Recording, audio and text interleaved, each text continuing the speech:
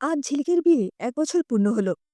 প্রথম বিবাহবার্ষিকীতে ঝিলিক বাইরে কোথাও না গিয়ে শ্বশুরবাড়িতেই পালন করবে ঠিক করেছে। ঝিলিকের পশম আজ অফিস ছুটি নিয়ে এইসব নিয়ে সকাল থেকে ব্যস্ত। খুব বেশি লোক নিয়ে অনুষ্ঠান নয়। ঝিলিকের বাবা মা, ভাই আর সোমের দিদি ভাই, ওনার ২ ছেলে মেয়ে, সোমের মা, সোমের ২ বন্ধু আর তাদের স্ত্রীরা। ঝিলিককে আজ ভীষণ খুশি খুশি লাগছে। চোখে মুখে আনন্দ আর সুখের ঝিলিক দিচ্ছে। ঝিলিক ঘরদোর সাজাবার সময় হঠাৎ বড় ড্রেসিং টেবিলের আয়নায় নিজের আনন্দের অবয়বের সামনে কিছুক্ষণ দাঁড়িয়ে পড়ে। মনে মনে ভাবে, কি ভুলটাই না হতে যাচ্ছিল। মনে পড়ে সেদিনের কথা। ঝিলিকের বাবার ফোনটা এসেছিল বিকেল ৪টের সময়। মোবাইলটা বাজতেই ঝিলিক তোলে। কি বাবা, কি হলো? শোন মা, আমি এখন একটু বাগনান যাচ্ছি। তোর মাকে বলে দিবি আমার ফিরতে ঘণ্টা চারেক দেরি হবে। চিন্তা করিস না, চক্রবর্তী কাকু আমার সঙ্গে আছে। পরে ফোন করব, আর বাড়ি এসে সব বলবো। বাবা, তুমি এই সন্ধেবেলা বাগনান কেন যাচ্ছ? কি হয়েছে? বললাম তো, চিন্তা করিস না, তুই রাখ। ঝিলিকের মা শুনে বলল, ওই এক হয়েছে, তোর বাবার কাজকর্ম বোঝা যায় না। কিছু একটা মাথায় ঢুকলেই হলো, তক্ষুনি হওয়া চাই। একবার ওই রকম দুরুম করে আসতে দেরি হবে বলে ডায়মন্ড হারবারে গিয়ে দুটো বড় সাইজের ইলিশ নিয়ে রাত ১১টায় এলো। আমি এদিকে হানটান করছি। সেই ইলিশ ওই রাতে আমি আর তোর ঠাকুমা কেটে কুটে ভেজে খেয়ে উঠতে রাত ১টা। তোরা ২ ভাই বোন খুব ছোট, এরকম যে কতবার করেছে। এখনো তবু মোবাইলের দৌলতে খবরটা পাই। দেখ এবার আবার কি ধরে আনে। ঝিলিকের মনে আছে, বাবা রাত ১১টায় এসেছিল। তারপর হাত মুখ ধুয়ে আমরা খেতে বসেছিলাম রাত ১১:৩০টায়। মা জিজ্ঞেস করল, কোথায় গিয়েছিলে এই ঠান্ডার দিনে? তোমার কাজকর্মের ধরন ধারণ বুঝি রে বাবু। আহা, বলছি বলছি সব বলছি, আগে একটু গুছিয়ে বসি। আমরা সবাই একসঙ্গে খেতে বসলাম। বাবা শুরু করল, বুঝলে মা, ঝিলিকের একটা সম্বন্ধ দেখতে গিয়েছিলাম। বেশ ভালো ছেলে, ব্যাংকে চাকরি করে, বয়স ২৮, দেখে শুনতে বেশ ভালো। সব মিলিয়ে ঝিলিকের সঙ্গে দারুণ মানাবে। তুমি ঝিলিকের সম্বন্ধ দেখতে যাচ্ছ, আমাকে বলনি তো? আরে আমি কি জানতাম। আজ অফিস যেতে আমাদের স্টোরে চক্রবর্তী দেখা করতে এসে বলল, ওর শালার এক নিকটাত্মীয় বিয়ের জন্য পাত্রী খুঁজছে। আমি যদি চাই তবে একবার দেখে আসতে পারি। ছেলের বাড়ির শ্যামপুর, বাগনান থেকে যাওয়া যায়। আর তুমি তো জানো, আমি শুভ কাজ ফেলে রাখার পক্ষপাতী নই। তাই চক্রবর্তীকে বললাম, দেখো আজকে ব্যবস্থা করা যায় কিনা। সঙ্গে সঙ্গে চক্রবর্তী ওর শালার সঙ্গে যোগাযোগ করল। আমরা ৪টের সময় বেরিয়ে পড়লাম। বাগনান থেকে ওর শালা আমাদের পিক আপ করে শ্যামপুরে নিয়ে গেল। জানো গিন্নি, বেশ ভদ্র পরিবার, সবার খুব সুন্দর ব্যবহার, বিশেষ করে ছেলের দিদির। এইবার ঝিলিকের মা জিজ্ঞেস করে, ছেলের বাড়িতে কে কে আছে? কয় ভাই বোন ছেলেরা?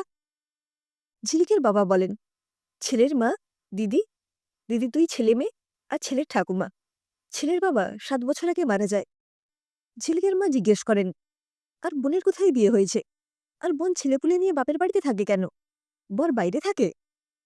বাপ রে বাপ, একসঙ্গে কত প্রশ্ন করবে। ঝিলিকের বাবা বলেন, শোনো, দিদি গত বছর বিধবা হয়ে ছেলে মেয়ে নিয়ে বাপের বাড়িতে এসে উঠেছে। অত্যন্ত ভদ্র মহিলা, সুশিক্ষিতা মহিলা। ১ বছর ধরে ভাইয়ের মায়ের ভাত জল করছে। এতক্ষণ ঝিলিকের ঠাকুমা চুপ করে শুনছিলেন। এইবার মুখ খুললেন, বাড়িতে বিধবা ননদ রয়েছে জেনেও তুই মেয়ের বিয়ের কথা ভাবছিস ওই বাড়িতে? ঝিলিকের মায়ের বিশ্লেষণ, তোমার কি মাথা খারাপ হয়েছে? জেনে বুঝে তোমার মেয়েকে তুমি অশান্তির আগুনে ফেলবে? যার জন্য এত আলোচনা, সেই ঝিলিক বলল, বাবা, আমি নিজে পছন্দ করে বিয়ে করছি না, তোমাদের উপর ভরসা করে সংসার করব।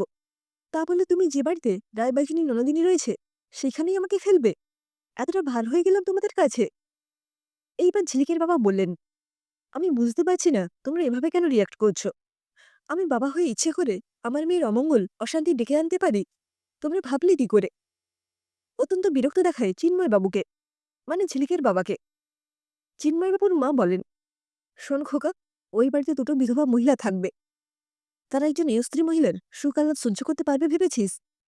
ওদের দীর্ঘশ্বাসে আমার নাতনির অমঙ্গল হবে।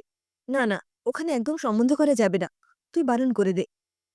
চিন্ময়বাবু বলেন, তুমি কি আজে বাজে কথাবার্তা বলছো? কোন মানুষ সম্পর্কে এরকম নোংরা ভাবনা তুমি ভাবলে কি করে? ছি। ঝিলিকের মা নমিতা দেবী বললেন, আমি এত শত ভাবছি না। সংসারে দুটো ছেলে মেয়ে নিয়ে ভাইয়ের ঘাড়ে বসে থাকা ননদের ঘরে আমি কিছুতেই মেয়ে দেব না। চিন্ময়বাবু বলেন, তোমরা আমাকে বহুদিন চেনো। বহু সিদ্ধান্ত আমি নিয়েছি তোমাদের বিরুদ্ধে গিয়ে, এবং আলটিমেটলি পরে প্রমাণ হয়েছে আমি ঠিক। এবারও দেখবে আমি ঠিক সিদ্ধান্তই নিচ্ছি। আর তাছাড়া আমি এখনই কোনো সিদ্ধান্ত জানিয়ে আসিনি। ওনারা আগামী রবিবার মেয়ে দেখতে আসছেন। তোমরা ছেলে ও ছেলের পরিবারকে দেখো, তারপর না হয় দেখা যাবে। এইসব কথা শোনার পর চিন্ময়ের মা, স্ত্রী এবং মেয়ের মনের কোনো পরিবর্তন হলো না। সবাই মুখ গম্ভীর করে রইল। সবার খুব ভালো করে খাওয়াও হলো না। সবাই যে যার মতো উঠে চলে গেলেন। পরদিন চিন্ময়বাবুর ছেলে মাকে বোঝালো, দিদিকে বোঝালো এবং বলল, মা, বাবার উপর ভরসা রাখো। আমার বিশ্বাস বাবা মানুষ চিনতে খুব ভুল করবে না। এরপর পাত্রপাত্রী দেখাশুনো, কথাবার্তা সব হলো। অনেকটা নিমরাজি হয়ে তেতুগিলের মতো করে ঝিলিক বিয়ের পিড়িতে বসল। যথারীতি ভালোই ভালোই বিয়ের কাজ মিটল, এবং ঝিলিক লক্ষ্য করল এখনো পর্যন্ত কেউ কোনো রকম খারাপ ব্যবহার করেনি। বরঞ্চ দিদির ছেলেমেয়েরা এই কয়েক ঘন্টায় ঝিলিকে মামি মামি করে খুব কাছের করে নিচ্ছে। ফুলসজ্জার পরের দিন ঝিলিক বাড়ি শেখানো মতো রান্নাঘরে ঢুকতে গেলে সুমি দিদি স্নেহ মিশ্রিত গলায় ধমক দিয়ে বললেন, একদম নয়। আমি যতদিন রান্নাঘরে, তুমি একদম ওখানে ঢুকবে না, বুঝেছ? ঝিলিক শুনে মনে মনে ভাবে, মা তো ঠিকই বলেছিল। কায়দা করে রান্নাঘরে ঢোকা বন্ধ করে দিল। একবার মাকে ফোন করতে হবে তো। এদিক ওদিক একটু ফাঁকা দেখে ঝিলিক বাড়িতে ফোন মেলায়।